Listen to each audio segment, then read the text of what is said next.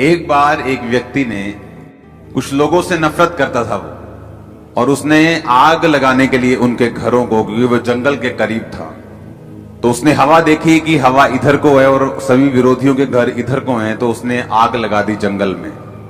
और वो जगह जगह आग लगाता गया और आगे बढ़ता गया।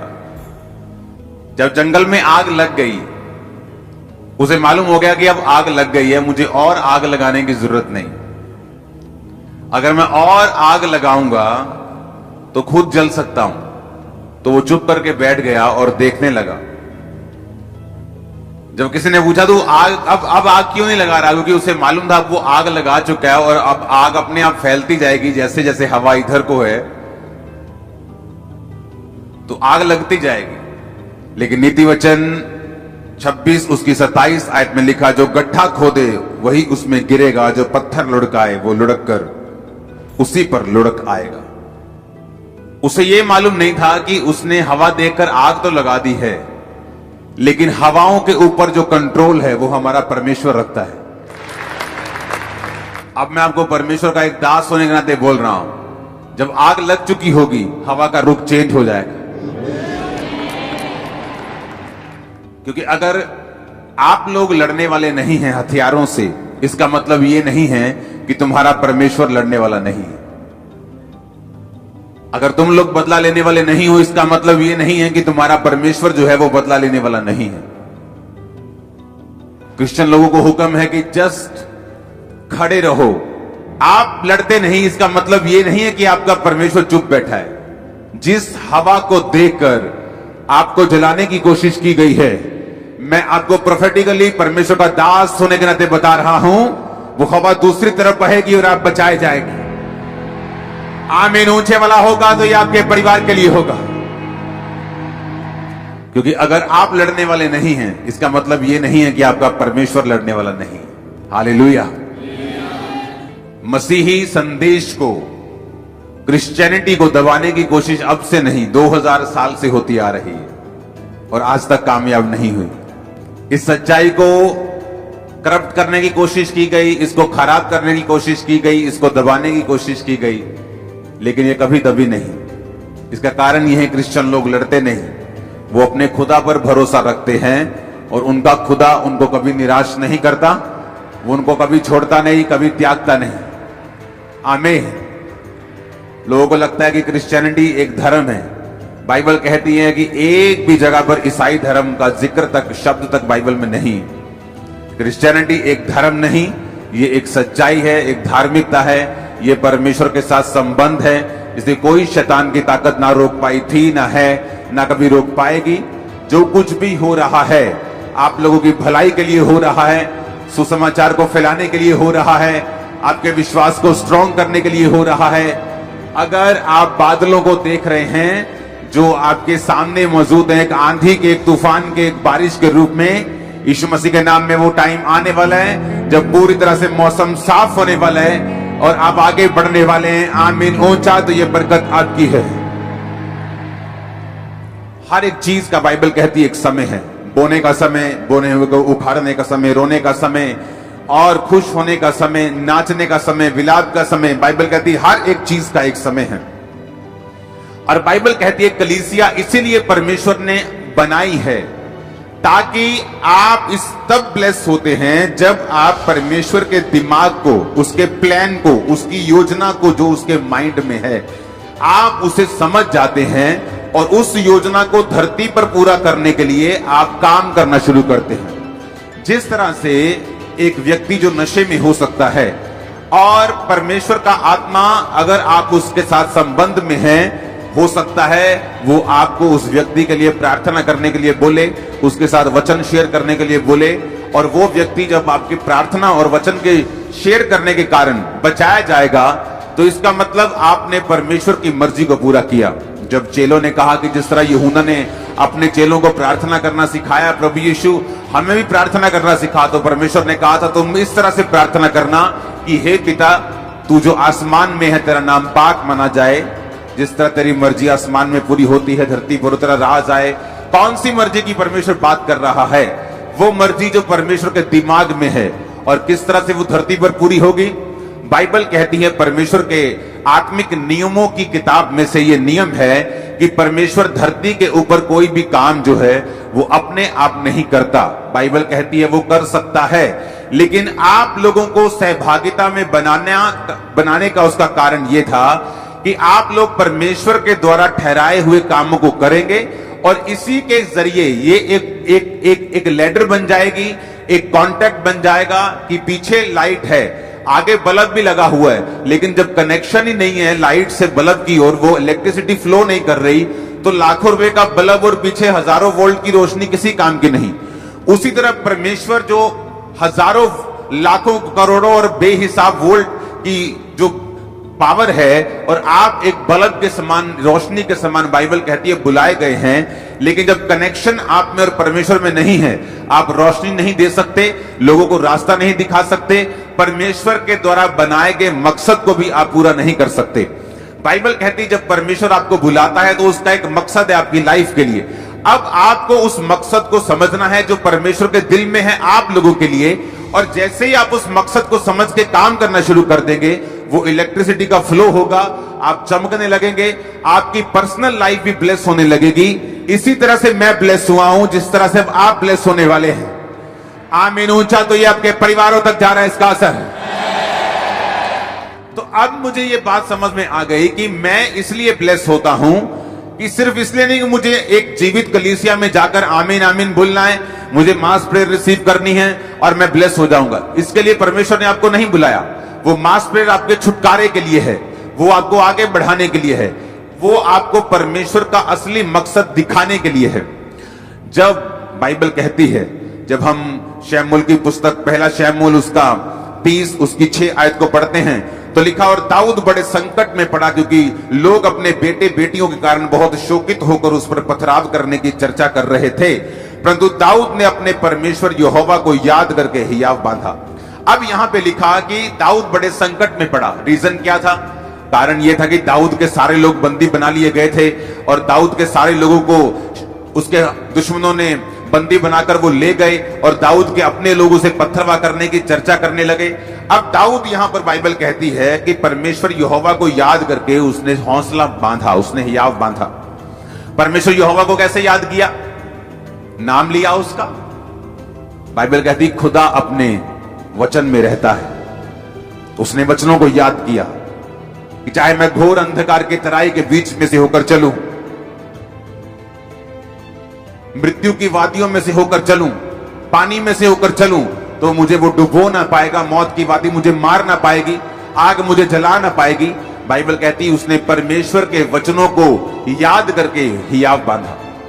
जब आपके आसपास का माहौल डर वाला है या आपके आसपास का माहौल कंफ्यूजन भरा है, बेचैनी से भरा हुआ है, और अगर आप बाइबल नहीं पढ़ते आप कभी भी छुटकारा नहीं पाएंगे। जिस चर्च में आप जाते हैं, अगर उस चर्च का जो सरमन, उसका वचन आपको बाइबल पढ़ने और खुद प्रार्थना करने को प्रेरित नहीं करता, तो आप गलत सरमन सुन रहे हैं। दाऊद ने, बाइबल कहती, यहोवा के वचन को याद किया, क्योंकि जब माहौल आपके आसपास इतना खराब था तो बाइबल कहती है कि दाऊद ने यहोवा के वचन को याद किया, स्मरण किया और हियाव बांधा, और उसके वचन को याद करके दाऊद ने अपने मन में मनन करके परमेश्वर में हियाव बांधकर आगे बढ़ा और वो बचाया गया। जब विरोध होता है, आपकी लाइफ में कुछ परीक्षाएं आती हैं या बीमारी की एंट्री होती है या कुछ परीक्षा की एंट्री होती जो परमेश्वर की ओर से है, सबसे अधिक जो आपको उस समय चाहिए वो परमेश्वर का वचन है। और जैसे आप परमेश्वर के वर्ड को पढ़ते हैं, आप नोटिस करते हैं, चाहे आपके बाहर का माहौल कैसा भी हो, वो चाहे अभी चेंज हुआ या नहीं हुआ, आपके अंदर का माहौल जो है एक क्रिश्चियन व्यक्ति के लिए ज्यादा मायने करता है। जब अंदर का माहौल हिलता है तो आप डूबते हैं। बाइबल कहती है पतरस जब परमेश्वर को पूछ कर चलने लगा कि प्रभु अगर तू ही है तो पानी पे चल के आऊं, तो परमेश्वर ने कहा आ जा। जब पानी पे चलने लगा, बाहर का माहौल तो वही था, आंधी और तूफान आ रहे थे, अंदर का माहौल बदल गया और वो डरने लगा, क्योंकि शैतान ने कहा ओए तुझे मालूम नहीं इंसान को पानी पे चलने के लिए तो बनाया नहीं गया, मछलियों को बनाया गया। परमेश्वर ने तो मछलियों को बनाया पानी पे चलने के लिए और बहने के लिए और तैरने के लिए। तुझे तो नहीं बनाया, तो डूब जाएगा अभी। और जैसे ही उसने शैतान की बातों की ओर ध्यान दिया, शैतान भी वचन का प्रयोग करता है। वो भी वचन में क्या लिखा है उसको आपके खिलाफ प्रयोग करने की कोशिश करता है। और जब आप लोगों में वचन नहीं होता, आप उसकी बातों पे यकीन करते हैं, और बहुत से लोग परमेश्वर की उस योजना को समझ नहीं पाते और उसे पूरा नहीं कर पाते। हालेलुया। अब जब उसको बाइबल कहती है, जब वो पानी पर था और जब पानी पर चलकर शक आ गया और डूबने लगा, तो परमेश्वर ने ये नहीं कहा तू क्यों अविश्वासी बना। परमेश्वर ने कहा तूने क्यों अल्प विश्वासी, तूने क्यों संदेह किया, थोड़े विश्वासी, यानी तेरे अंदर संपूर्ण विश्वास नहीं, तूने क्यों शक किया, तूने क्यों विश्वास नहीं किया। दाऊद ने परमेश्वर के वचन को याद करके, बाइबल कहती है, हौसला बांधा, हियाव बांधा। आपको यह बात समझ आनी चाहिए, पास्टर्स को खासकर जब वो सेवा में होते हैं, जब वो अलग अलग तरह की परीक्षाओं में या दुखों में या किसी तरह के सताव में होते हैं, आपको एक चीज जो चाहिए वो है परमेश्वर का वचन। आप जैसे ही परमेश्वर के वचन में जाते हैं, एक रेस्ट, एक विश्राम जो है आपकी स्पिरिट में एंटर करता है। और जब तक ये विश्राम आपकी लाइफ में, आपकी स्पिरिट में एंटर नहीं करता, बाइबल कहती है आप बड़े बड़े काम नहीं कर सकते। बाइबल कहती है उस समय के लोग जब पापी थे और अलग अलग तरह के पापों में फंसे हुए थे, तो परमेश्वर ने नूह को चुना। और बाइबल कहती है परमेश्वर ने नूह के साथ आकर बात की कि एक बड़ी कश्ती बना और सब तरह के जानवर उसमें रख, अशुद्ध जोड़े इतने, शुद्ध जोड़े इतने, और उसके बाद मैं इतने दिन बारिश बरसाऊंगा और सब लोग धरती पर मर जाएंगे। और बाइबल कहती है नूह का जो इब्रानी मतलब है, उसका मतलब है रेस्ट, उसका मतलब है विश्राम। जब आप विश्राम में नहीं होते, आप घबराए होते हैं, क्योंकि आप बाहर की दुनिया की न्यूज पढ़ रहे हैं, ज्यादा आप न्यूज में हैं, आप देख रहे हैं बाहर क्या हो रहा है, माहौल खराब हो रहा है। लेकिन बाइबल कहती है जब आप बाहर की दुनिया को देखते हैं, आपकी रेस्ट जो है अंदर की, वो लूज हो जाती, वो खत्म हो जाती। और जिस दिन आपका विश्राम जो है वो खत्म होता है, परमेश्वर आपको इस्तेमाल तो कर सकता है, लेकिन बड़े कामों के लिए आपको इस्तेमाल नहीं कर सकता, क्योंकि परमेश्वर को बड़े कामों में आपको इस्तेमाल करने के लिए एक विश्राम में, रेस्ट में, जो आदमी, जो औरत, जो खुदा का दास, दासी, विश्वासी, विश्वासनी रेस्ट में हो, आराम में हो। कौन सा आराम? आराम करने का मतलब ये नहीं कि वो सुसमाचार प्रचार ना करे, या काम ना करे, या सेवा ना करे, या प्रेयर ना करे। आराम का मतलब उसके अंदर एक विश्राम का आत्मा है। वो घबराया हुआ नहीं, वो डरा हुआ नहीं, उसे मालूम उसका परमेश्वर उसके साथ है। उसे मालूम इस आंधी तूफानों के आगे एक सनी डे उसका इंतजार कर रहा है। उसको मालूम है एक बड़ी टेस्टिमनी उसका इंतजार कर रही है। उसको मालूम है ग्लोरियस डेज उसका इंतजार कर रहे हैं। ओ आमीन, ऊंचा चाहिए मैंने कहा। उसे मालूम है दीर्घायु उसका इंतजार कर रही है। उसको मालूम है उसके बच्चों की साल्वेशन उसका इंतजार कर रही, उसको वो मालूम है, क्योंकि बाइबल कहती है वो विश्राम में जो रहता है, जो रेस्ट में है। बाइबल कहती है नूह के साथ परमेश्वर ने बात की। आप बोलते हैं परमेश्वर मुझसे बात करे, इतने अनरेस्टेड बंदे से परमेश्वर बात नहीं कर सकता अगर वो अनरेस्टेड है, विश्राम में नहीं है। क्यों? क्योंकि उसकी हीलिंग नहीं हो रही। हर टाइम वो हीलिंग के लिए प्रेयर कर रहे हैं, हर टाइम हीलिंग के बारे में सोच रहे हैं, हर टाइम मास प्रेयर में भी हीलिंग के बारे में सोच रहे हैं, हर टाइम पर्सनल प्रेयर में भी हीलिंग के बारे में सोच रहे हैं। उसके बच्चा नहीं है, हर टाइम वो बच्चे के बारे में सोच रहे हैं। परमेश्वर को मानूं नहीं, मैं मानूंगा नहीं, कोई बात नहीं। हर टाइम अगर इसी बारे में वो सोच रहा है, इसका मतलब उसके अंदर रेस्ट की कमी है, विश्राम की कमी है। और बाइबल बताती है अगर परमेश्वर ने आपकी जिंदगी से बड़े काम करने हैं, खासकर पास्टर्स की लाइफ से, आपकी लाइफ से, विश्वासियों की जिंदगियों से, तो आपके अंदर विश्राम होना बहुत ही जरूरी है। बाइबल कहती नूह एक विश्राम, रेस्ट में था। नूह का मतलब है रेस्ट, नूह का मतलब है विश्राम। नूह का नाम का मतलब रेस्ट था। लेकिन जब तक नूह असली रेस्ट में नहीं आया, परमेश्वर ने उससे भी बात नहीं की। जब नूह खुद रेस्ट में आ गया, अपने नाम का मतलब अपनी जिंदगी में पूरा किया, तो परमेश्वर ने उससे बात की, नूह अब मैं इन लोगों को नाश करने वाला हूं। अब एक बड़ा तूफान आएगा, एक बड़ी बारिश आएगी और सब लोग नाश हो जाएंगे। और परमेश्वर ने उससे बात की जो आत्मिक विश्राम में था। आपका आत्मिक विश्राम खत्म हो सकता है ज्यादा टीवी देखने से, ज्यादा फेसबुक देखने से, ज्यादा दुनियावी बातों में खोने से, प्रार्थना ना करने से, बाइबल ना पढ़ने से। बाइबल सुनना, वचन सुनना अच्छी बात है, लेकिन बाइबल पढ़ना बहुत ज्यादा जरूरी है। खुद वचन को पढ़ना सबसे ज्यादा जरूरी है, सबसे अधिक इंपॉर्टेंट है खुद वर्ड को पढ़ना। आप अगर वचन सिर्फ सुनते हैं और पढ़ते नहीं तो भी एक अनकंप्लीटनेस सी, एक अधूरापन सा आपकी लाइफ में, एक हल्की सी बेचैनी, पूरी बेचैनी नहीं, आपकी लाइफ में हमेशा रहेगी, क्योंकि आप वचन को सुन रहे हैं लेकिन पढ़ नहीं रहे। जो लोग सुनते भी नहीं पढ़ते भी नहीं वो तो बेचैन रहते, उसमें कोई शक नहीं। उनको ना तो अपने फ्यूचर का पता है, ना वो उनको डर है कि मेरे को कैंसर ना हो जाए, मेरे को बीमारियां ना हो जाए, मेरे को ये ना हो जाए। वो हर में डरा रहता है, क्योंकि बाइबल कहती है वो विश्राम में नहीं है और परमेश्वर के साथ सहभागिता में नहीं है। लेकिन अगर एक व्यक्ति बाइबल पढ़ रहा है, हाँ, और सुन भी रहा है, क्योंकि सुनना भी जरूरी है, सिर्फ पढ़ना जरूरी नहीं है। क्योंकि अगर आप सिर्फ बाइबल पढ़ते रहें तो बाइबल के प्रकाश आपके ऊपर उतरने बंद हो जाते हैं। अगर आप एक ऐसे व्यक्ति को नहीं सुनते जिसके ऊपर परमेश्वर ने बाइबल के प्रकाशों को किया हुआ है, जब एक प्रकाश पाया हुआ व्यक्ति आपको प्रीच करता है तो सडनली परमेश्वर आपकी स्पिरिचुअल आईज को भी ओपन करता है कि जब आप बाइबल पढ़ेंगे आप भी उसी मसीह के साथ बाइबल पढ़ पाएंगे जिस मसीह के साथ मैं आपको प्रीच कर रहा हूं, जिस मसीह के साथ मैं पढ़ रहा हूं, जिस आत्मिक आंखों के साथ मैं पढ़ रहा हूं। जब आप इस प्रीच को सुनेंगे आपकी अपनी स्पिरिचुअल आईज और आपके परिवार की भी ओपन हो रही है right now in Jesus name. जब आपकी स्पिरिचुअल आईज ओपन होती हैं, आप बाइबल सुन के चले जाते हैं और वो प्रचारक जो आपको खुद बाइबल पढ़ने और आपको खुद प्रार्थना करने के लिए नहीं बोलता, वो प्रचारक सही नहीं है। अगर मैं आपको बोल रहा हूं आप वचन सुन जाओ और घर जाके वचन पढ़ो, होगा क्या? जब आप वचन पढ़ेंगे आप विश्राम में चले जाएंगे। आपको मालूम आपके आसपास का माहौल जो है, जो गलत माहौल है, आपको वो इफेक्ट नहीं करेगा, क्योंकि आपकी जो स्पिरिट है वो विश्राम में और रेस्ट में चले जाएगी। जब आप रेस्ट में चले जाएंगे, विश्राम में चले जाएंगे, तो परमेश्वर आपसे बात करेगा। आपके उस बच्चे के लिए जो नशा करता है, आपके बिजनेस के लिए जो आप आगे लेके जाना चाहते हैं, आपके कैरियर में आपके किधर जाना चाहते हैं, आपकी सेवकाई के लिए कि परमेश्वर आपको गाइड करेगा वो कैसे बढ़ेगी, हर एक चीज के लिए परमेश्वर का आत्मा आपकी अगुवाई करना शुरू कर देगा जब आप रेस्ट में चले जाएंगे। अगर आप रेस्ट में नहीं हैं तो आप परमेश्वर की बात नहीं सुन पाएंगे, आप स्वर्ग नहीं मिस करेंगे। क्योंकि अगर आपने यीशु मसीह को ग्रहण कर लिया, बपतिस्मा ले लिया, तो आप स्वर्ग मिस नहीं करते। लेकिन धरती पर भी एक मकसद है परमेश्वर का आपको भेजने का, और जब आप उस मकसद को पूरा करते हैं आप खुद भी रोशनी पाते हैं और आपके लोग, आपका परिवार भी रोशनी पाता है।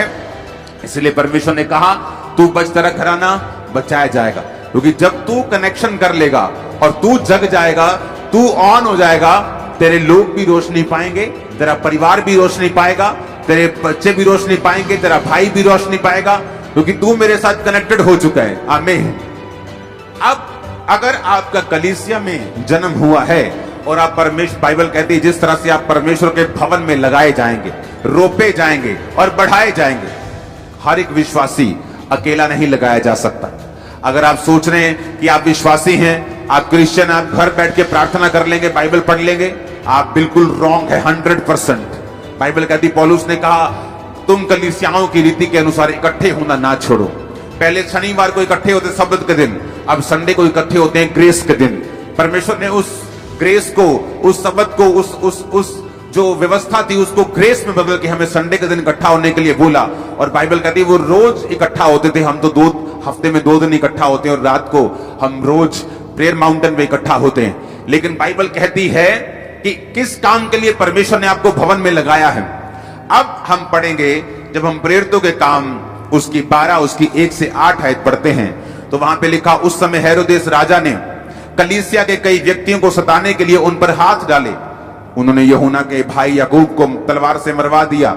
जब उन्होंने देखा कि यहूदी लोग इससे आनंदित होते हैं तो उन्होंने पतरस को भी पकड़ लिया, और वे दिन अख़मीरी रोटी के दिन थे।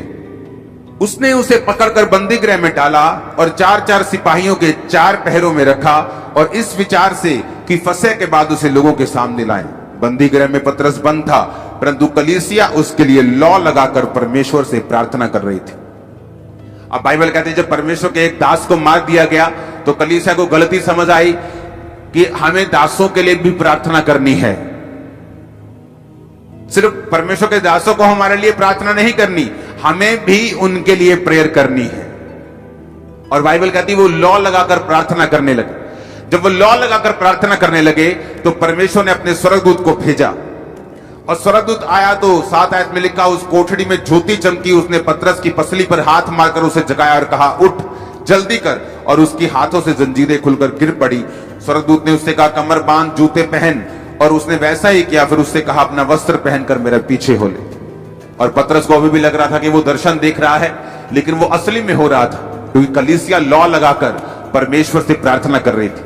अगर वो कलीसिया ऐसी होती, देखती, अच्छा पतरस नहीं आया, अच्छा आज हीलिंग मीटिंग नहीं हो रही, अच्छा मैं जा रही हूं अपनी जॉब पर, मैं अपने बिजनेस, मेरी बुआ की लड़की की शादी है, अच्छा आज हीलिंग मीटिंग नहीं हो रही, अच्छा मैं आज नहीं आ रहा हूं, अच्छा आज डिलीवरेंस मीटिंग नहीं है, अच्छा आज नहीं चलता हूं। वो अभी क्रिश्चियन नहीं है, वो जस्ट बाबाओं की तरह एंट्री कर रहे हैं चर्च में।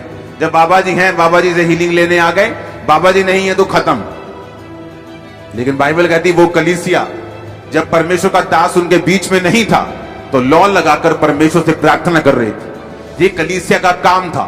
इसीलिए जो प्रेरितों के काम की कलीसिया है वो ज्यादा ब्लेस्ड और आशीषित थी। बहुत से लोग उस कलीसिया में से चुने जाते थे और वो भी लंगड़ों को चलाया करते थे। बहुत से लोग जो थे वो फाइनेंशियली बहुत ब्लेस्ड थे और कलीसिया में अपने मकानों दुकानों को बेचकर अपने पैसों को प्रेरितों के कामों में रखते थे, और कलीसियाएं बहुत जल्दी बढ़ रही थी क्योंकि हर व्यक्ति अपने काम को, अपनी ड्यूटी को पूरी अच्छी रीति के साथ कर रहा था। और बाइबल कहती है वो कलीसिया दरिद्र नहीं थी, उसके पास पैसे की कमी नहीं थी। इमेजिन करो अगर मेरे पास एक मकान है और जब मैं कलीसिया में आया मैंने अपना मकान बेच दिया तो मैं तो फिर गरीब हो गया। तो ऐसे सब मकान बेचते जाएंगे तो सब गरीब होते जाएंगे। लेकिन बाइबल कहती है वो कलीसिया गरीब और दरिद्र नहीं थी।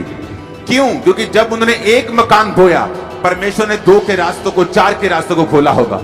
और इस तरह से उनको समझ आता है कि हम जितना बो रहे हैं उतना काट रहे हैं। वो ज्यादा बोते गए, प्रेयर करते गए, मिशनरी कामों के लिए प्रेयर करते गए, अपने दासों के लिए, परमेश्वर के अगुओं के लिए वो प्रेयर करते गए। उनकी प्रार्थना को परमेश्वर सुनता था। उनकी वजह से, दासों की वजह से वो बचाए गए, वो चंगे हुए, उन्होंने मिरेकल्स पाए, ब्लेसिंग ली, साल्वेशन पाई। जब दासों को जरूरत पड़ी उन्होंने प्रार्थना की, परमेश्वर अपने दूतों को भेज, अपनी सुरक्षा को भेज, दासों को छुड़ा। इस तरह से जब हम एक दूसरे के पूरक बनेंगे, जब हम एक दूसरे, जहां मैं कमजोर हूं आप मजबूत, जहां आप मजबूत हैं मैं कमजोर, जहां मैं मजबूत हूं आप कमजोर हैं, हम एक दूसरे के पूरक हैं, एक दूसरे को कंप्लीट करने वाले हैं। जब मैं अपनी जिम्मेवारियां सही से निभा रहा हूं तो मैं ब्लेस्ड हूं।